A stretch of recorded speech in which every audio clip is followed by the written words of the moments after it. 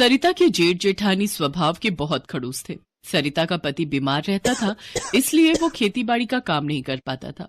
इसी बात का फायदा उठाकर सरिता के जेठ राजेश्वर ने सारी जमीनें अपने नाम कर ली और छोटे भाई रामेश्वर को एक बंजर जमीन का टुकड़ा दे दिया। रामेश्वर उस बंजर जमीन के टुकड़े पर कोई फसल नहीं उगा पाता था, इस कारण वो बहुत गरीब हो गए। रामेश्वर पहले ही बीमार रहता था, इस कारण ज्यादा काम नहीं कर पाता था, इसलिए सरिता उसकी इस काम में मदद करती थी।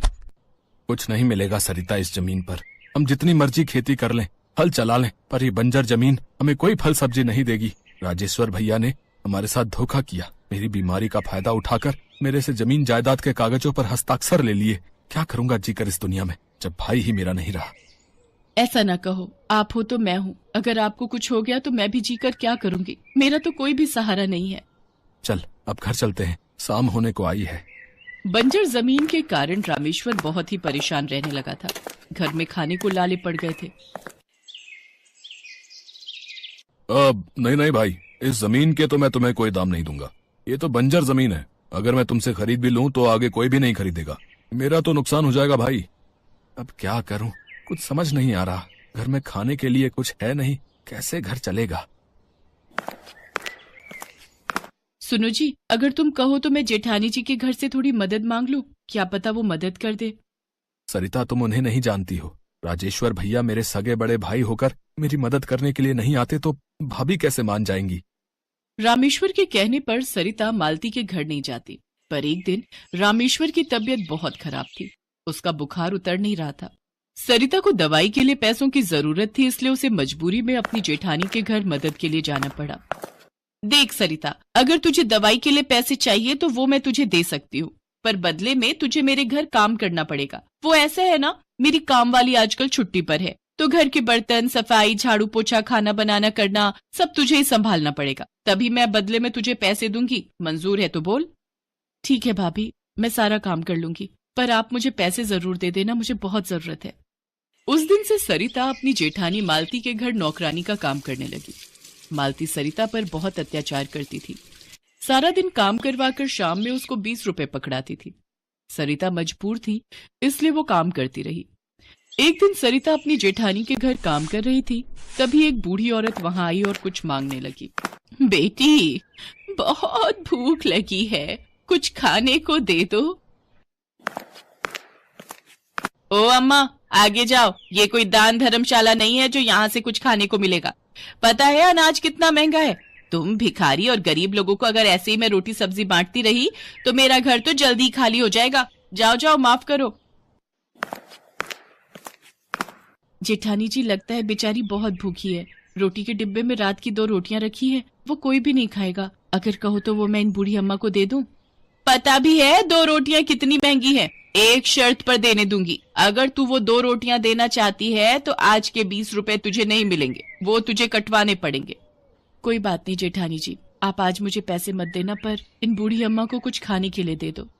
सरिता की जेठानी मालती उस बूढ़ी औरत को रोटी दे देती है और बदले में उस दिन सरिता के पैसे काट लेती है। सरिता शाम को काम खत्म करके जब घर जा रही थी तब वो बूढ़ी औरत उसे दोबारा मिली।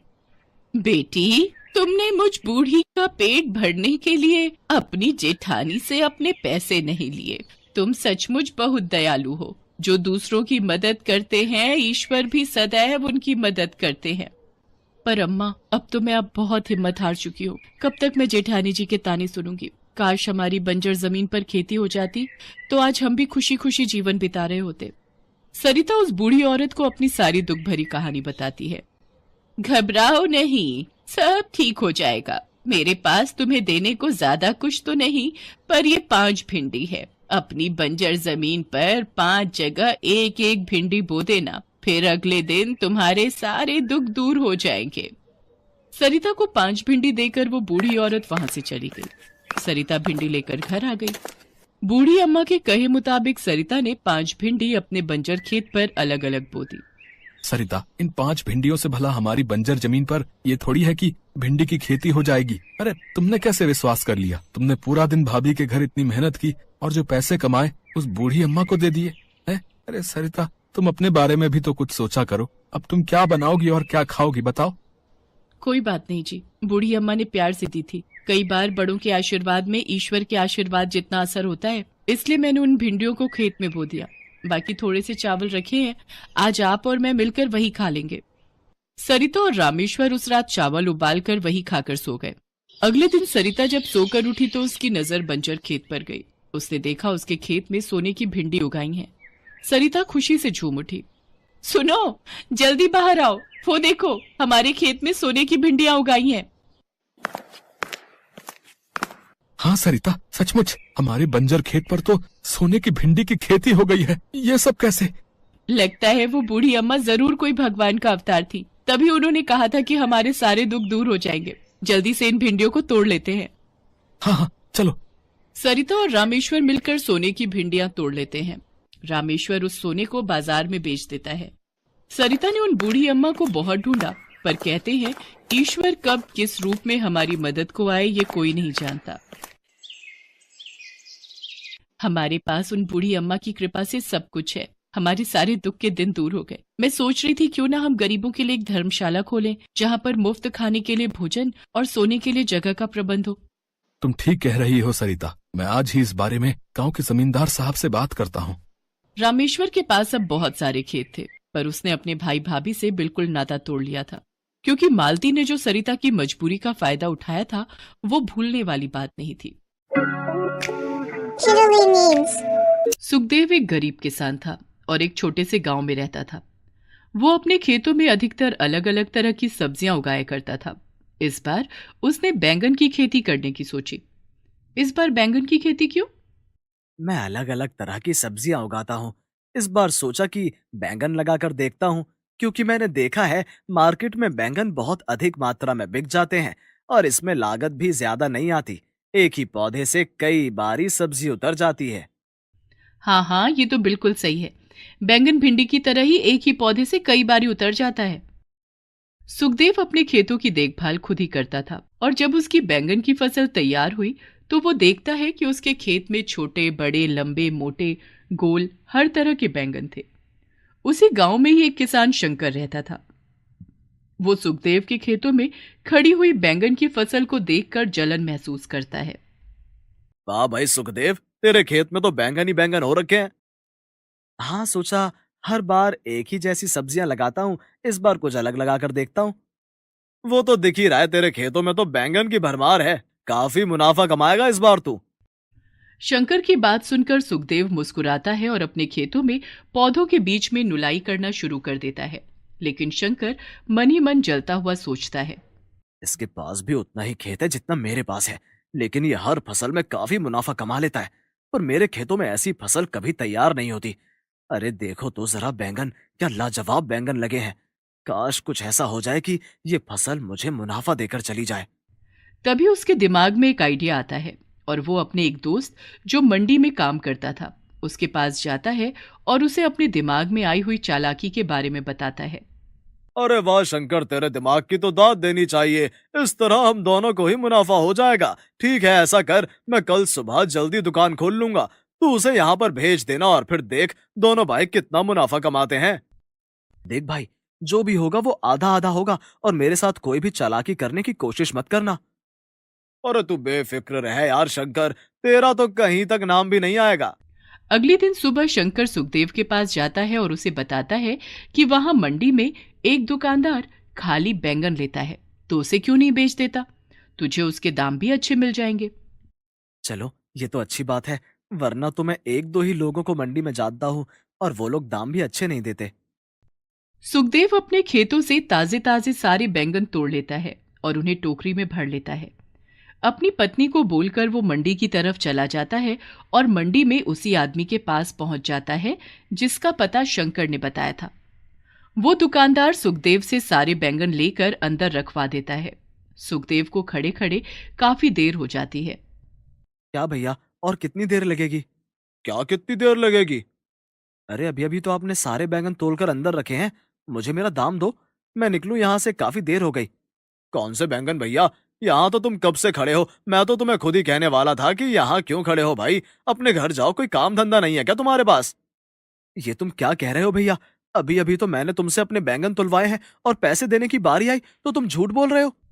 वो दुकानदार गुस्से में दुकान से बाहर आता है और सुखदेव के साथ लड़ने लगता है कि तूने उसे झूठा कैसे कहा। देखते ही देखते वहां पर भीड़ इकट्ठा हो जाती है। तब बाकी दुकानदार सुखदेव की बात सुनने के बाद उस दुकान वाले से बोलते हैं कि अगर इसने बैंगन दिए हैं तो जरूर तुम्हारी दुकान पर होंगे, हमें तुम्हारी दुकान की तलाशी लेनी है। लेकिन जैसे ही वो लोग अंदर जाकर देखते हैं तो दुकान अंदर से खाली पड़ी थी। उस दुकान वाले ने शंकर के साथ मिलकर वहां से बैंगन कब के गायब करवा दिए थे। अपने साथ हुए इतने बड़े धोखे को सुखदेव बर्दाश्त नहीं कर पाया और चक्कर खाकर गिर गया। सब मार्केट में उसे झूठा बोलने लगे।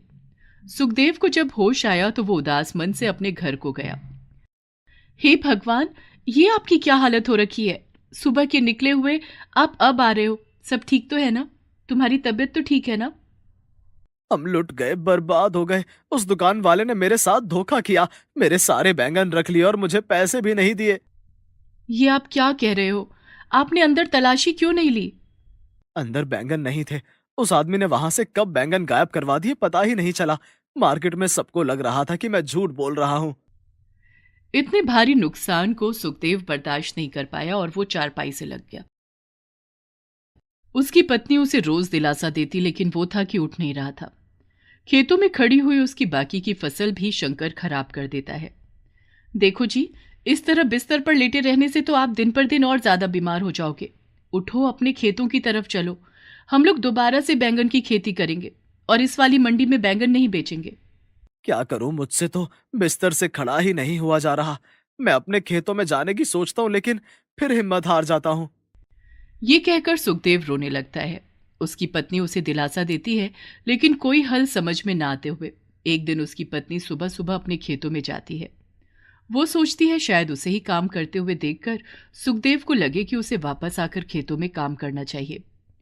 वो वहां पर सूखे हुए सारे पौधों को हटा देती है और फावड़ा लेकर खुदाई करना शुरू कर देती है। अभी उसने थोड़ा सा ही खोदा था कि उसे अपने खेत में एक बैंगन दिखाई देता है। अरे, लगता है ये बैंगन पककर यहीं गिर गया होगा। ये देखकर किसान की पत्नी खुश हो जाती है। जब बहुत देर तक सुखदेव की पत्नी घर नहीं आती तो सुखदेव उसे ढूंढने के लिए खेतों में चला जाता है। वहां अपनी पत्नी को फावड़े से खेतों की खुदाई करते देख वो बोलता है, अरे, तुमने तो आधे से ज्यादा खेत खोद दिया। तुम्हें पता है, मुझे अपने खेतों में एक बैंगन मिला और ये देखो, वो पका हुआ बैंगन था। मैंने उसके सारे बीज निकाल लिए। अब हम इन बीजों को थोड़ी थोड़ी दूरी पर लगा देंगे तो हमारी फसल फिर से तैयार हो जाएगी। सुखदेव को थोड़ी सी खुशी होती है और फिर वो अपनी पत्नी से बोलता है कि जितना खेत तुमने खोद दिया है, हम उसी में ही इन बीजों से नई पौध लगाएंगे। सुखदेव और उसकी पत्नी उन बीजों को अपने खेतों में उगाकर उसमें पानी देकर अपने घर चले जाते हैं। अगले दिन सुबह जब सुखदेव अपने खेतों में आता है तो वो हैरान हो जाता है कि उसके खेतों में कल उगे हुए बैंगन के पौधे बड़े हो चुके हैं और उन पर छोटे छोटे बैंगनी फूल आए हुए हैं। वो भागकर घर आता है। तुम्हें पता है, हमारे खेतों में बैंगन के पौधे बड़े हो चुके हैं और उन पर फूल भी आ गए हैं। कैसी बातें कर रहे हो? कल तो बीज डाले हैं और आज पौधों में फूल भी आ गए। लगता है तुम तो पगला गए हो। नहीं नहीं, तुम चलो मेरे साथ, खेतों में देखो और वहां अपनी आंखों पर तुम यकीन नहीं कर पाओगी। सुखदेव अपनी पत्नी को लेकर खेतों में जाता है। वो भी हैरान हो जाती है कि अब उन फूलों के अंदर से छोटे छोटे बैंगन निकलने शुरू हो गए थे। ये देखकर वो दोनों बहुत खुश होते हैं। अगले दिन सुबह सुखदेव और उसकी पत्नी जब अपने खेतों में आते हैं तो उनकी हैरानी का ठिकाना ही नहीं था। खेत ताजे ताजे बैंगनों से भरा हुआ था। देखा, ये तो भगवान का चमत्कार हो गया है। ये तो जादुई बैंगन है। अब आलस छोड़ो और जल्दी से बैंगन तोड़ो और मार्केट में बेच कर आओ। दोनों पति पत्नी खुशी खुशी सारे ताजे ताजे बैंगन तोड़कर टोकरियों में भर लेते हैं और सुखदेव उन्हें मार्केट में बेचने के लिए चला जाता है।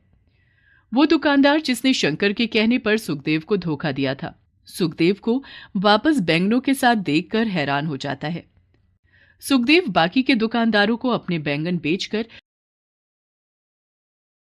पैसे लेकर खुशी खुशी अपने घर आ जाता है। उधर जैसे ही शंकर को ये बात पता चलती है, वो सुखदेव के खेतों में जाकर देखता है तो खेतों में बैंगन ही बैंगन थे। वो फिर से उसकी फसल खराब करने की नीयत से जैसे ही उसके खेतों की तरफ पैर करता है, उसे बहुत जोर का करंट लगता है जिससे वो घायल होकर गिर जाता है। तभी खेतों से आवाज आती है कि खबरदार, जो अब आइंदा सुखदेव के खेतों में पैर रखा